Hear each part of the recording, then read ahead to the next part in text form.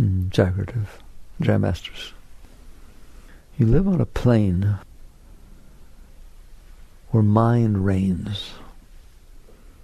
That's all that's going on. People say, why does there have to be so many problems, killings, murders, and stealing, invasions? Why don't people get along? Why don't countries get along? Why does it have to be all this? Because of mind. Is mind evil? No. Mind is like a computer. It's phenomenal. It's just phenomenal. Brilliant. It can do so many, many great things. It was like, how would you be without your smartphone? Okay? Does that mean a smartphone is a terrible thing? No. It's a phenomenal thing that we have these things that can connect to everything everywhere, and we have all access to so much. It's a phenomenal thing. The question is not if mind is evil. Mind is not evil. But then why is the problem mind? Because it's what you do with your mind. I never went there, but I heard there's a thing called the dark web. Well, what they do on there, I don't want to know, right? But it's there. It's the same web you use to get educated, to learn things, to play music, to raise yourself, entertain yourself, learn, all right? The mind is just like that. The mind is a gift. Who gave you that gift? Someday you'll find out where it came from. What is it? I can't believe that people take pride in their intelligence. That's the funniest thing that ever was. What did you have to do with your intelligence? Right? You have something to do with the knowledge you shove into the mind that's capable of being intelligent. It's like the intelligence that is in your mind, you did not give yourself. Just like you didn't give yourself your body. You can work out, you can eat well, you can do different things, you can help or hurt, but you did not give yourself your body. There's 25 trillion cells. They are just there all the time, talking to each other to create your liver and your kidneys and your pancreas. You're not doing that. You're not doing that. It's a gift. Your body's not yours. It's a gift that was given to you. It started off 2 feet long, and now it did that. Did you do that? Did you make it go from 2 feet to this? But all you care about is the size of your nose and whether you have a pimple on your face and what your hair looks like, and I wish it was blonde, or, you hear me? It's phenomenal. The reality of the fact is your body's not yours. It was a gift that was given to you. You want to say by God? Fine. Life, God, creation, reality, they're all the same to me. They're just, I didn't do it. That's what they are. You know what God is? Not me. I didn't do it. Okay? There are things that exist. Trees, ocean, fish. I didn't do it. I didn't do it. I didn't do it. In India, they say, neti, neti, neti. Not I. Not me. I didn't do it. So it is with your body. So it is with your mind. You did not give yourself a mind. You want to say evolution did it? Fine. I have no problem. What did that? What made creation so that as it interacted with itself, it created intelligence? The word God means all of that to me. Truth, reality, not me. Okay? So what's wrong with mind? What's wrong with body? Nothing. But you can use them to kill people. What's wrong with the car? Nothing till you drive them into a crowd. Things are what they are. It is the misuse of them that creates a problem. So the body is a phenomenal thing. You wouldn't exist on this plane without a body. It's your robot on this plane. It has senses that can pick up this plane. Otherwise you wouldn't know it was here. So the body is a gift. The mind is a gift. We're going to talk about the mind. Where did it come from? When an engine is running, not electric, but those old internal combustion engines. I used to work on engines when I was in high school. And when they're running, you can't figure what's going on. They're moving so fast, you wouldn't know there were pistons, you wouldn't know there was a camshaft, you wouldn't know there was oil, you wouldn't know anything. You don't stand a chance of figuring it out. Slow it down, stop it, it's obvious. There's these pistons inside of a cylinder that compress when they go up and down, and then they go down and they move this crankshaft and blah, blah, blah. All right? Same with your mind. You cannot understand your mind by thinking about it. That's mind thinking about itself. You can analyze and come up with more mind, which is what they do. You can come up with more things to think about. If you quiet it down, that's what meditation's about. If you quiet it down, it becomes so obvious it's ridiculous. If the mind stops and then starts back up, it is so easy to see what's going on and so easy to see why there's so much trouble. okay? That's why meditation is such a wonderful thing. But I've had people tell me, not meditators necessarily, that sometimes when they wake up in an in-between state, have you ever been there when the mind didn't wake up yet? You're there, it's quiet, then all of a sudden, yes or no? That's a magic time that you can learn so much from that. What's the first thing you learn? I am not my mind. Why? I was there before it woke up. I was totally aware that it's different in here now. There's no talking. There's no figuring things out. There's no question. There's just me. It's just being. All right? It's very zen. There's just being. And then what happens? They're like maggots. The first thread starts. Where am I? Oh, I'm in my room. Oh, my God, that's broken. What did I do wrong yesterday? What do I need to do? Oh, my God, I'm late. Isn't it cute? No. It's a major problem, all right? So that's good. We'll start there. So you understand, the first thing to understand about mind is you are not your mind. You are not your mind. You are not your mind. You are not your mind. You are not... Did anybody hear me yet? You are not your mind. You have a mind, but it can be quiet, and then you're still there. And then it can start, and then you see that it all started. Then what happens? You get lost.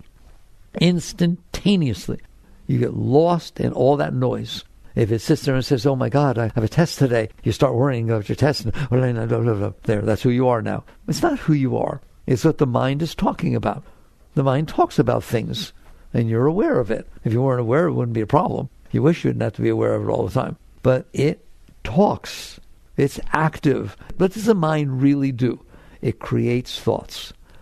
The mind is not the thoughts. The mind is the field in which the thoughts get created. There's empty mind. I talk about this in a new book, in Living Untethered. There's empty mind. The Buddhists talk about empty mind. How do they know there's empty mind? Because they go there in meditation. They're there. It isn't just when you wake up in the morning that you might have this moment. You are capable of entering that state in which the mind is still, and you're still there. People come back from deep meditation. They say, oh my God, my mind stopped. There were no thoughts. How do you know? That's the deepest question ever be asked. How do you know that the thoughts stopped? If you're your thoughts, then you wouldn't know the thoughts stopped because you wouldn't be there. It's just truth. The fact that you can be there, either when you first wake up, those few moments, sometimes, but in meditation, deep meditation, the mind stops. You're there and there's no noise, but you're still there. Am I thinking, oh, I'm still here, look, my mind stopped? No, that your mind did not stop. Your mind is telling you that it stopped, but it's lying to you. But if indeed you are just there, it's just being, it's just presence, you're just there. Who is you? Well, who's that? Oh, that's a whole other discussion, all right? But you're there, and then there's quiet. Don't think about it. Oh my God, I like this. How can I get back here? Watch what the mind does. You'll do it if you meditate, right? The mind goes, oh my God, it's so beautiful. Oh God, the mind started. How do I stop the mind? You can't. Once it starts, the great masters use the analogy of an absolute still lake. Crystal, total mirror clear, mirror still. Drop a pea in it. See what happens. All the ripples start. Just tiny little, drop a piece of sand in it. They ripple out, and then they call ripples, and call ripples. That's the mind. Once it starts, it's hard to stop it, isn't it? But I don't care how you stop it. I'm going to teach you meditation. Why? Plenty of people teach you meditation. I want to teach you why you would meditate. I want to teach you what it means to enter these states, or the fact that there is such a thing as you're there and the mind is quiet. That right away means the main thing I want to teach, which is you're not your mind. That's all. I mean, to somebody who knows that, it seems silly. They'll say, am I my hand? No, I am not my hand. Maybe you have a problem with that. Okay? I'll tell you how we solve that problem. Cut it off. Are you still there? Are you still there knowing that your hand's cut off? Well, then you're not your hand. It's science. I told you the other day, Yogananda called meditation entering the laboratory of soul research. What do scientists do? They look at a process and they say, what's causing that? What's the main cause? And they remove one of the elements and they see what happens. That's what you do in your experiment. You remove an element or you add an element and you look what change took place. And then you can start to see, it's not always right, there can be other factors, but that's how we start to understand things, by removing elements and putting different elements in, and so on and so forth. It's the same thing with the laboratory of soul research. If I remove thoughts, am I still there? Yes. Well, then you're not your thoughts. Okay? If I have a thought, one really, really special thought, like this, right? But I love him. How do I know if he loves me? That's you, right? No, that's a thought. I can't believe she said that. I never thought she would say that. She's not who I thought she was. That's not you. That is called a thought. It's a thought. It's when somebody drops something, somebody said something that's dropping something into the mirror still lake, it created a ripple. That was what your thought was, the ripple. The mind is still. The mind's natural state is still, quiet, still. Just like your body, if you're not doing anything, it's still. It's still, it's quiet. Then you want to do something, you have the right to create action. Your mind is still. If you want to think, if you want to create thoughts, if you want to figure out electricity or quantum field, these are the wonderful things mind is made for. It is not that your mind is not supposed to create thoughts. Why would you be given one? It's not that your body's supposed to just sit there and not act. Why were you given one? All right? You were given one. The body is a perfect example. Why is it the highest evolutionary creature? Why? All right? Its senses are phenomenal. Oh, does it have the best senses of everything? No, dogs have better ears than you do. Okay? And maybe somebody has better eyes. But the package is pretty good. Okay? Those 5 senses are perfectly reasonable for what you need. But then if you just sat there, all you would see with your senses is what was in your near vicinity. So therefore you're given a body with a structure. Why are there bones? Because if there weren't bones, you'd be a blob.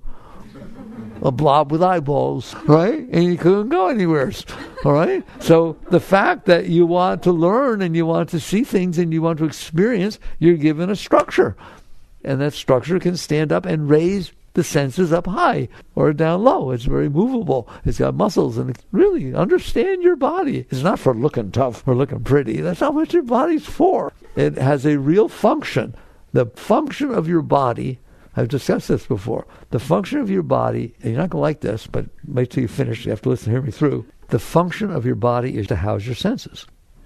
That doesn't mean you're supposed to go out there and abuse things. That's the only meaning of life is sensual experience, hedonistic stuff. I didn't say that. I said the function of your body is to house your senses. If you didn't have senses, you wouldn't know the world was here. There'd be no reason to be born. No sight, touch, smell, hearing, nothing. It's not here. But you have senses. That's because you're supposed to experience the world. That's how you learn. That's how you grow, and so on. So the body holds the senses together, and it has a structure, the skeletal structure, so that it can stand up, and muscles, so that the senses can walk and see different things. It's phenomenal. There. Now you understand your body. Okay? It's not about how pretty it is. We'll get there in a minute. That all has to do with mind. It has nothing to do with body. The dog doesn't know if it's pretty or not. And so basically, the body houses the senses. It has all these systems. Let's just do it really quickly, because nobody ever talks to you like this. What systems? Well, it has the sensory system. But what good are the senses, the eyeballs, if they don't connect to the brain? So therefore you have a nervous system which connects the whole thing together. The brain can send down signals into the body, and the body can send signals up to the brain. So you have the central control center, where it all comes back to. And let's get it over with. Is the brain, you know, you are aware what goes into the brain, just like you're aware of your hand. You are the consciousness that all this stuff comes back to the central system, and you're aware of that. Do you have to hang out with your brain? No. That's what transcending your personal self is, right? But we'll get there. So basically you have this body. It has a skeletal system, a muscular system. It has a immune system. It's amazing. What do you mean? What's that for? Because in case it gets sick, it takes care of itself. Doesn't it? Has a digestive system. Why? Because, Teslas can go, 400 miles? You don't have that limit. You don't have to go to the gas station. You don't. You don't have to plug in. What do? You grab down anywhere you're walking, pull up some grass, shove it in your mouth, and swallow it. And all of a sudden, it makes energy. That's what your digestive system is for. Isn't that amazing? You don't need batteries. You don't need petrol. You don't need anything. You make your own power. That's quite a system. We haven't figured that out yet, have we? We're trying to collect solar to get some stuff, right?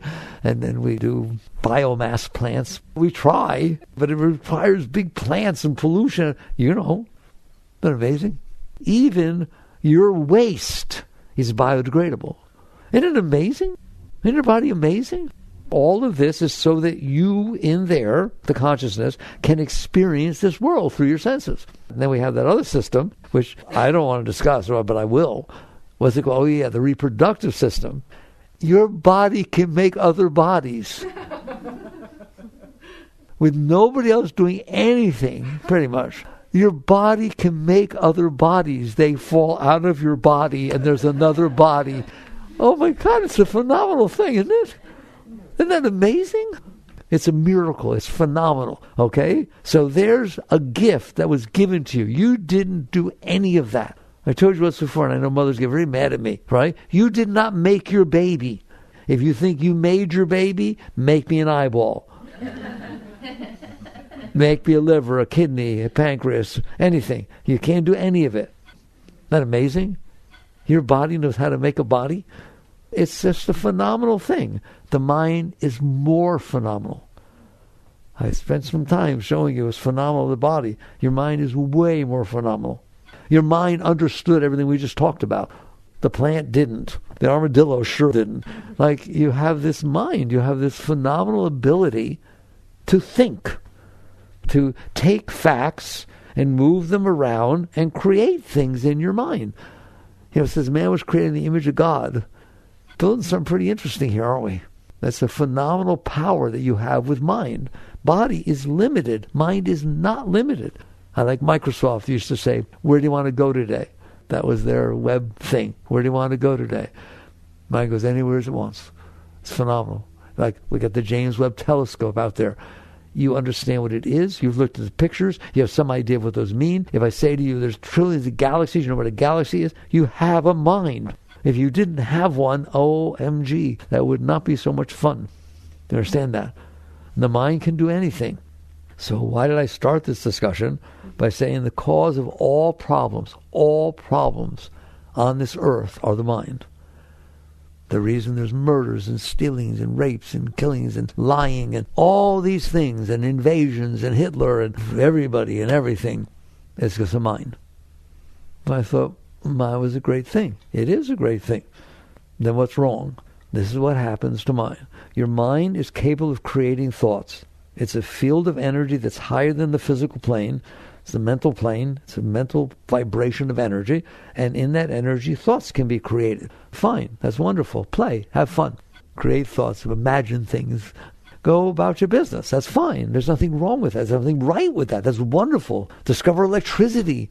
Discover splitting atoms. It's fine. Remember, it's not the problem. It's what you do with it. Discover quantum fields. How can your mind, the human mind, be so brilliant that it developed mechanisms and machines and instruments that when it looked down at this world, it looked down far enough to find nothing. It looked down far enough to find a quantum field of energy everywhere. And that all of this you're looking at is just a manifestation of that quantum field. Wow, that's pretty intelligent, isn't it? You're brilliant. Not just Einstein, you're brilliant compared to the possum. Let's see the possum take an SAT and see how they come up. Don't you dare think you're not brilliant. You're brilliant. Your mind is brilliant. Okay? What's wrong? Why is now the mind the problem? And it is. It's the only problem. Why? Why is it the problem? You can think about anything, but you don't. What do you think about? Me. You know, toenails are nice, but not when they're ingrown. They're very painful. Your mind thinks about you. If you were to watch your mind, if you could get objective observation, like Krishnamurti talked about, and you watched your mind all day, now forget it for 3 minutes. It's I, me, mine. What do I believe? What do I like? What do I think? What do I want? What are my dreams? What's my bucket list? What's in it for me? That's mine. That's my car. That's my house. That's my wife. That's my kid. I, me, mine. And so you get to the point where you understand, because your objective observation, you watch, you say, oh my God, that's all it thinks about. What do I want? What do I like?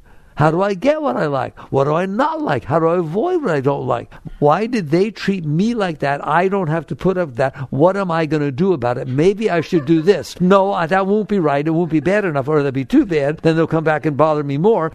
Do you understand that? That's the problem with mind. Well, why is that a problem? Because everybody's doing it. Everybody? Yeah. All 7.5 billion of you guys. And guess what? You're all doing it different. What do you mean? Where did your mind, because it creates those thoughts, what do I want, what do I want, how do I get it? Let's just take a thought like that. What do I want and how do I get it? Does your mind ever think that? What I don't want and how do I avoid it? That would just start right there. To me, that's the foundation of the personal mind. What do I want? How do I get it? What do I not want? How do I avoid it? We'll just take those type of thoughts, which are about 99% of your thoughts. I mean, maybe you're in school and you learn some stuff, or you're a scientist and you study some stuff, or your car's broken and you try to figure out why. Maybe there's some contemplation of something other than you, but not a whole lot. The personal mind has taken over this whole thing. Right? Now, why does it think the way it does? You think those are your thoughts. I mean, they're your thoughts. They're going on in your mind, but you didn't create those thoughts. You did not decide what you like. You did not decide what you don't like. It was decided for you. By what? By your experiences in your life. If somebody came up to you in junior high school and was really nice to you and complimented you, and she had a certain name and had blonde hair and she walked a certain way, I am telling you, you have a propensity toward that color hair, that name, and somebody who walks like that. That's like obvious. It's so obvious. It's obvious. Nobody talks about it. That's how you decided what you like. How you decide what you didn't like. Something happened in your life that bothered you. It wasn't fun. It didn't come in nice. It hurt physically. It hurt your ego. Something happened. Somebody was mean to you. You went to give a talk in class and you screwed up when you were 6. Okay? And you stuttered and the kids laughed. That's it for public speaking. I'm not good at it. I don't like it. I don't ever want to do it. You did not decide what you like and what you don't like. It was experiences that you had, left impressions on your mind, and now you project those out into the world. That's who I am. You start defining yourself as the experiences you had. I'm the one that stuttered once when I was trying to give a talk in 6th grade. I, that's who you are? Or are you the consciousness that is aware of the experience you had? You existed before that experience. When you were sitting in class, you hadn't gotten up yet, you were still there. But now you're saying, I am the one. I is a very magic word. You're defining who you are. I am the one that played Dorothy in The Wizard of Oz in 5th grade. No, you were there before you played Dorothy. And you were there before your parents got divorced. And you were there before your first fight with your boyfriend or girlfriend. You were there, weren't you? You defined yourself as the experiences you had. No, you were the one that had the experience. You're not the experience you had. You had the experience. It's over. How can you define yourself if something's not even happening? Your parents got divorced when you're 6 years old. It's an experience you had 30, 40 years ago. Why is that defining you? It's not who you are. It's because you didn't let go of that experience. But I can't. That's not true. The only reason it's still in there is because you won't let it go. Is it hard? Yes, it's hard. Why? It was painful. And you stored the pain in there. So if it tries to come back up, it's painful, isn't it? But it's not who you are. You're the one who pushes it back down. You're the consciousness in there. So that basically you understand your mind is being programmed, like a computer gets programmed. Your mind is being programmed by your past experiences. B.F. Skinner, the social psychologist, said, man is the sum of his learned experiences. People are the sum of learned experiences. No, they're not. They're the consciousness that is aware that the psyche, which is your mind's whole model that you built in there, that the psyche is your sum of your learned experiences, isn't it? So what I like and what I don't like are experiential, leftover experiential things. What about now what I do about it? Same thing. If you watched a movie where somebody was depressed and all of a sudden they met somebody that swept them off their feet, when you're depressed, I need to meet somebody that will sweep me off my feet. It's just your past experiences. If you got married and had a beautiful honeymoon up in Niagara Falls, now 20 years later you're fighting, that's all you do is fight, and you're about to get divorced, and you sit there and your mind says, well, what should I do about the fact that we're not getting along? Let's have a second honeymoon. That is not going to make you get along. You're totally different people. Oh my God, I'm going to talk about it. But basically, that's what your mind will do. It will think, what made me happy before? That's what I need to do now. Where do you want to go to vacation? Hawaii. I once went to Hawaii. It was so beautiful. You want to go and stay where the volcanoes are going? No, I didn't think about that. Okay. So your likes and your dislikes are your mind. Your mind has learned, it's intelligent, it's very intelligent. It has learned from your past experiences.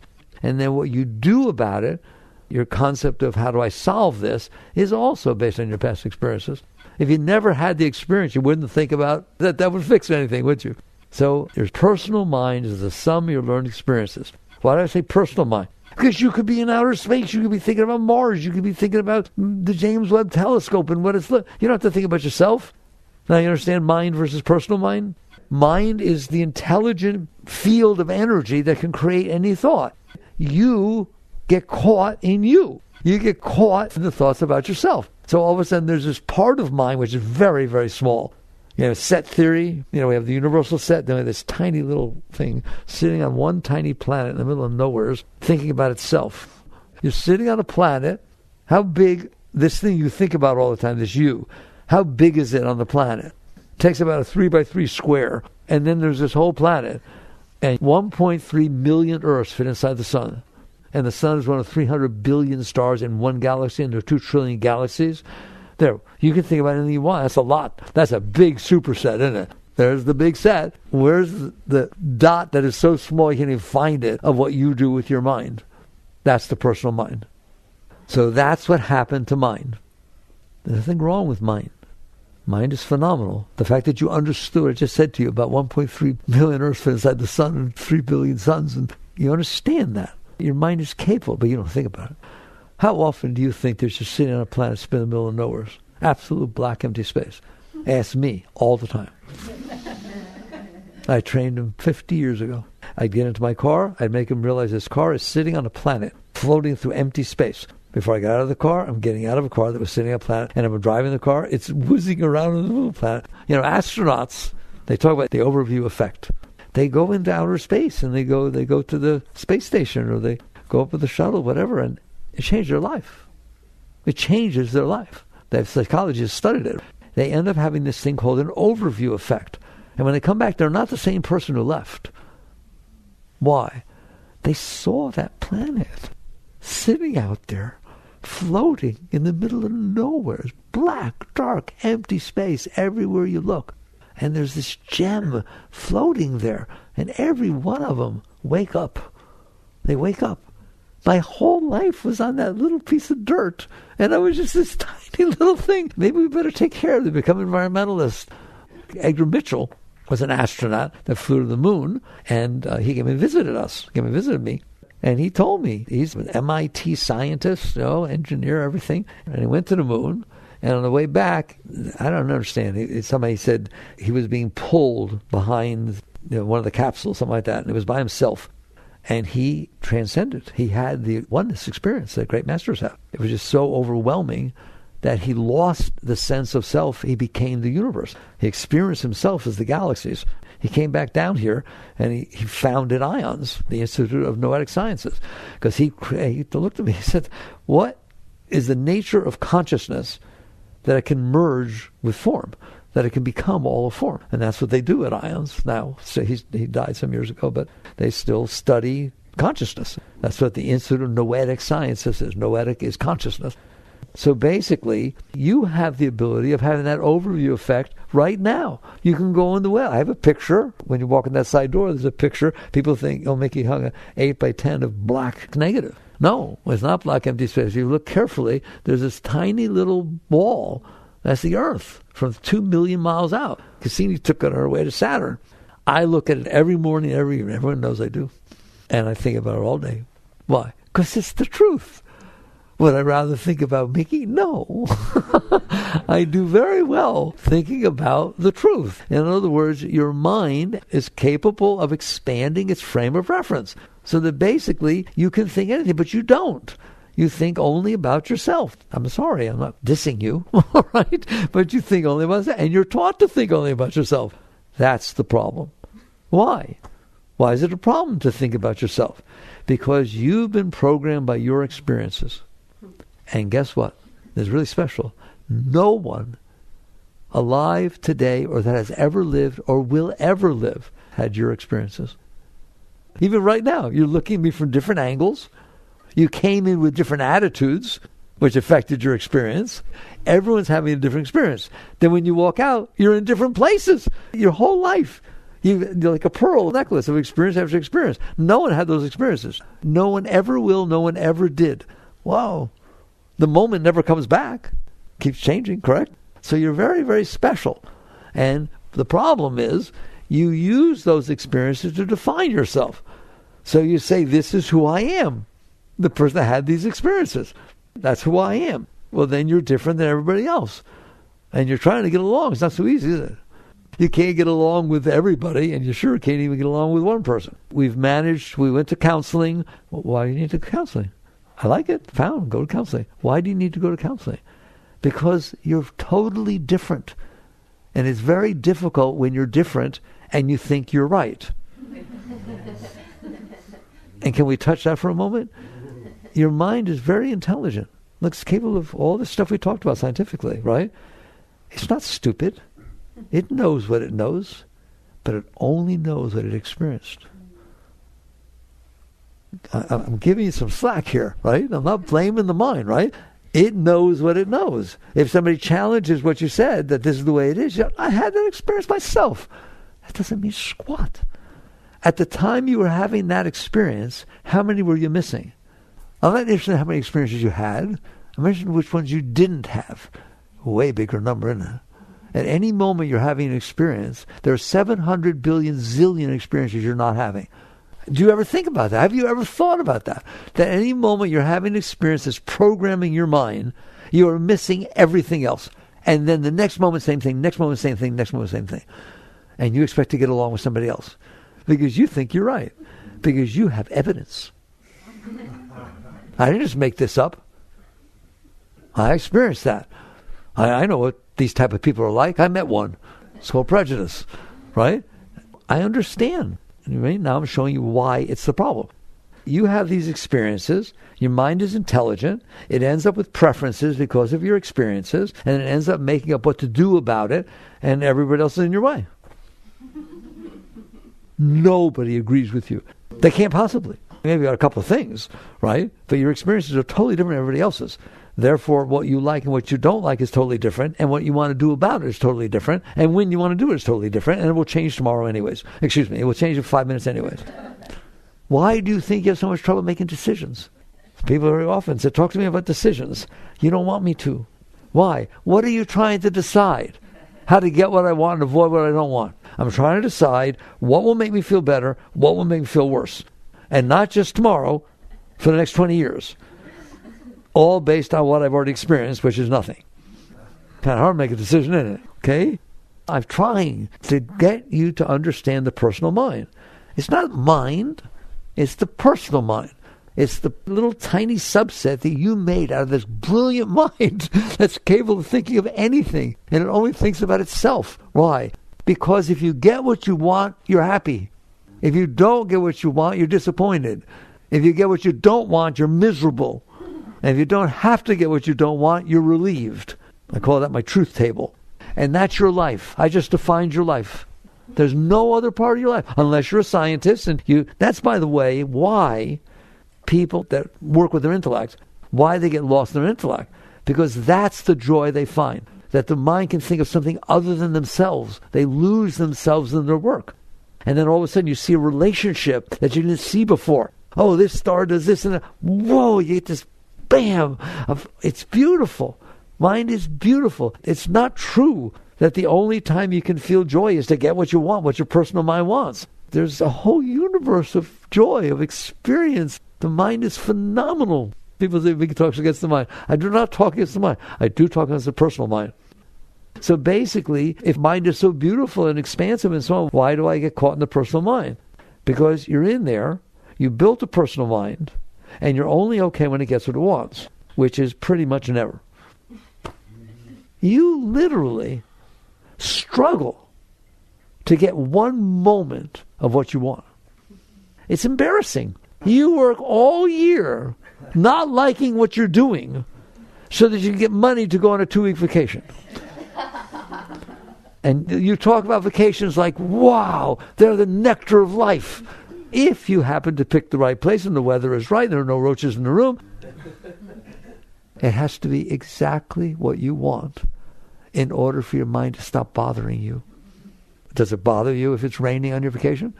Why'd I bother? I feel just like home. So your mind is doing this, but you let it. You're the consciousness, and what happens is because you feel pain and discomfort when the mind does not get what it wants, and you feel some happiness or joy or relief when the mind gets what it wants, you're gone. You're gone. You're sucked in. It distracts you completely. You define your life as getting what you want and avoiding what you don't want. That's a successful life. I got what I wanted. Last year was really a good year. Why? Things really flowed my way.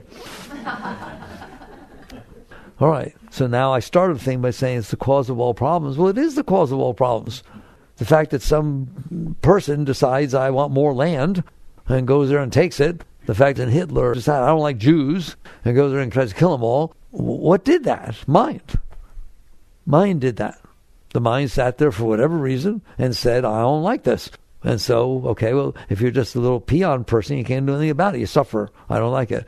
If you got all the power and you're president or, head of the country or whatever it is, you start building arms and saying, I don't like it, therefore it's not going to be this way.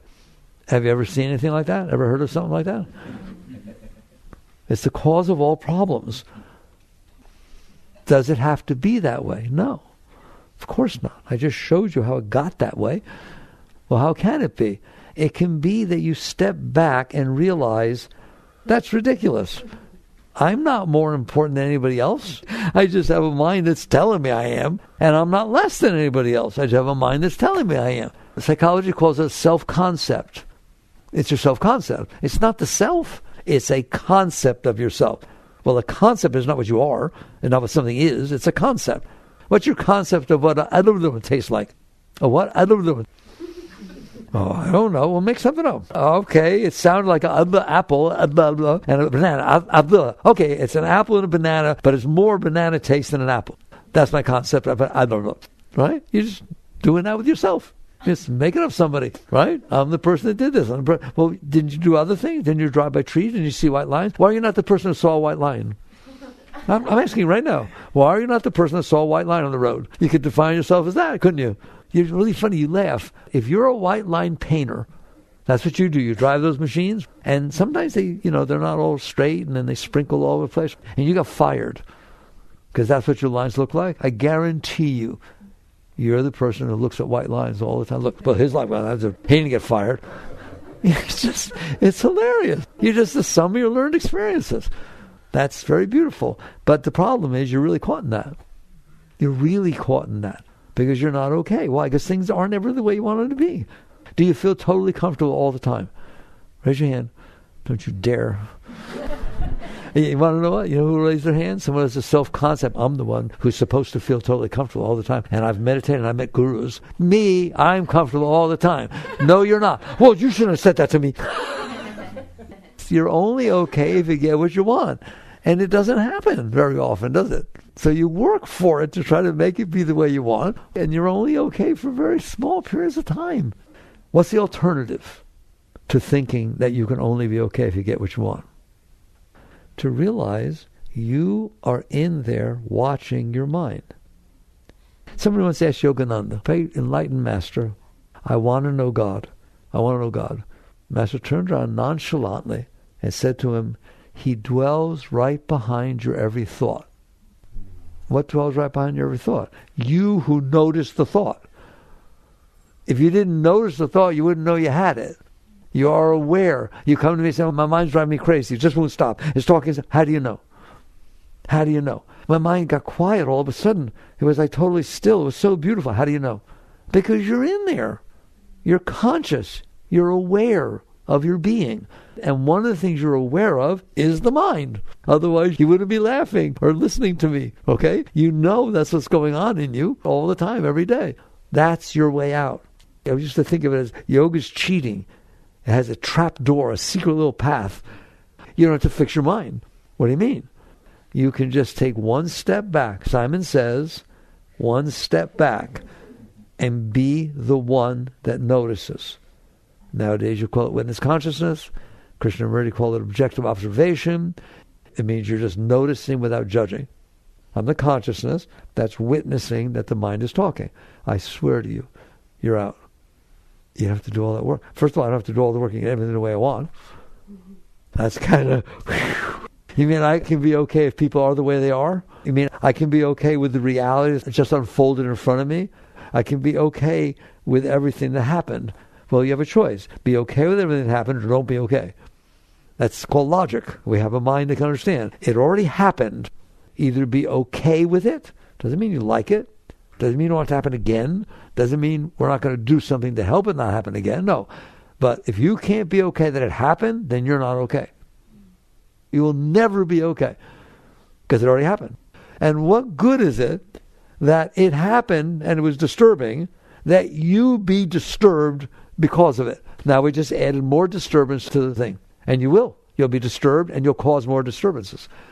A person who's disturbed inside causes disturbance outside.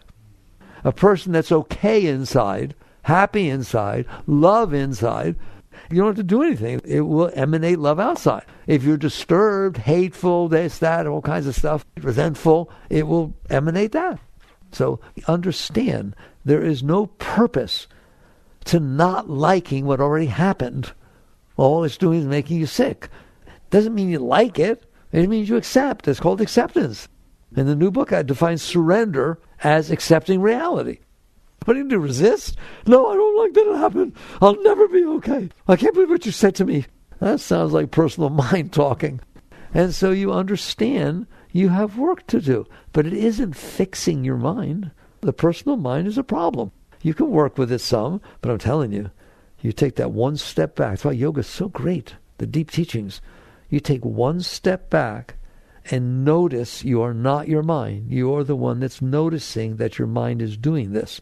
The more you hang out there, the more the mind will fall away by itself. It will fall away by itself. Will it fall away if I worry? No, because you got involved in it. Why is my mind so noisy? Oh my God, what am I going to do about this? This is crazy. You just went into the mind and let the mind try to fix the mind. Oh, I forgot to tell you that. Don't ever let the mind try to fix the mind. Don't ever let the mind try to fix the mind.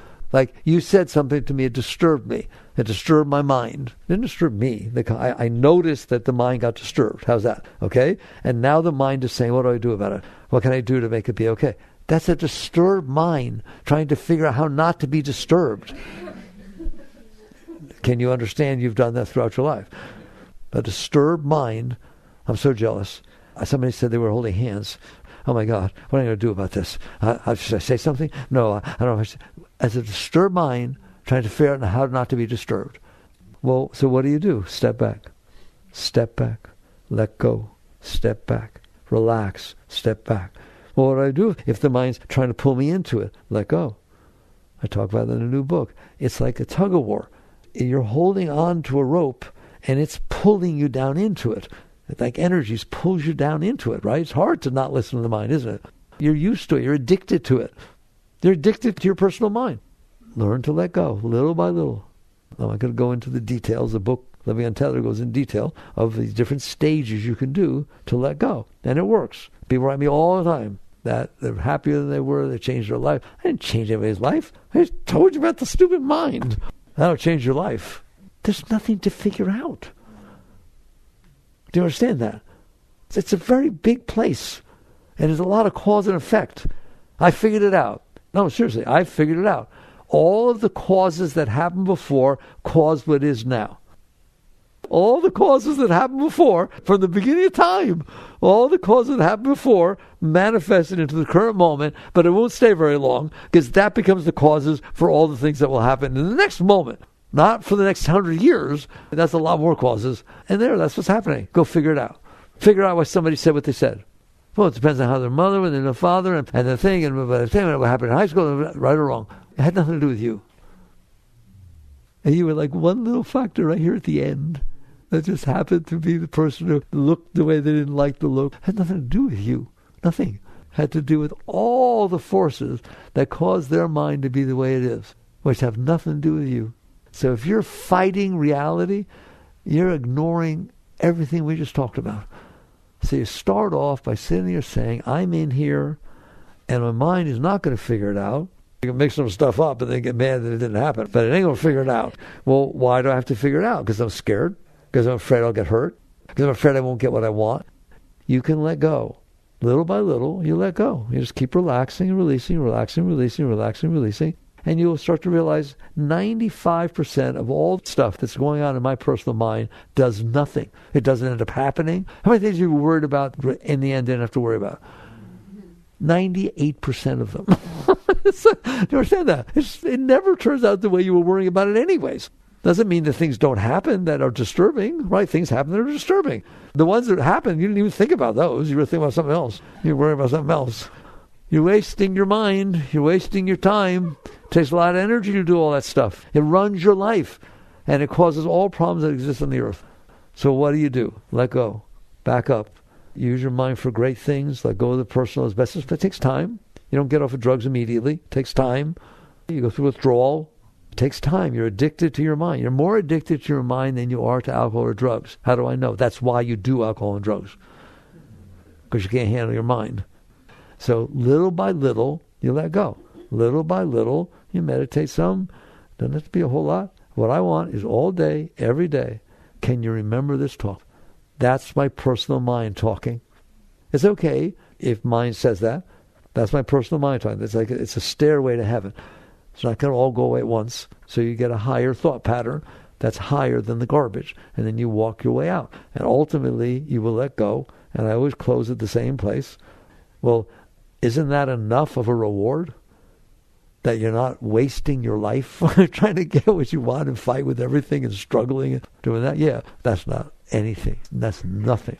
All of a sudden you're going to find out, you didn't expect it, that the more you hang out in self, the more you hang out in witness, and this stuff starts to fall away and stuff pulling on you, all of a sudden there's this joy, happiness, love, clarity, inspiration that starts pouring in from behind. I didn't know there was a behind. I'm looking down there, looking down at him and all the noise. And it starts thinning out, so it starts pulling your consciousness into it. And you realize, whoa, consciousness is 360. And you start feeling love and joy. And then you start realizing, this was the source of all love I ever felt. It's just that my mind shut up enough to where it could flow through. This is the source of love. This is the source of inspiration. This is the source of clarity, the source of beauty. And it starts pulling you into it, literally.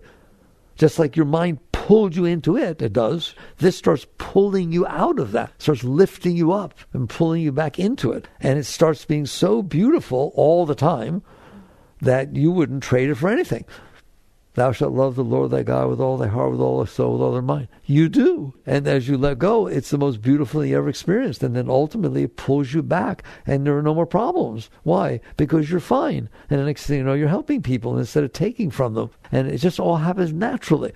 And then we go to the great masters and they went to a point where it pulled back and it pulled back and it pulled back and it pulled back until they couldn't stand it anymore. And the ultimate letting go took place. And all of a sudden, the individual consciousness that was looking down here or enjoying the individuality fell into the ocean of consciousness. And that's what all the great masters, including Christ, taught you. My Father and I are one. And basically, the drop of your individual consciousness merged back into the source of consciousness. And that's enlightenment. It's not an experience. It's a state of being. Those are the great masters, the Satgurus, all right? That you're in that state and you never leave. You're merged. That's what Christ was. So, okay, enough. Work on yourself. You're a very beautiful being. Jagrative.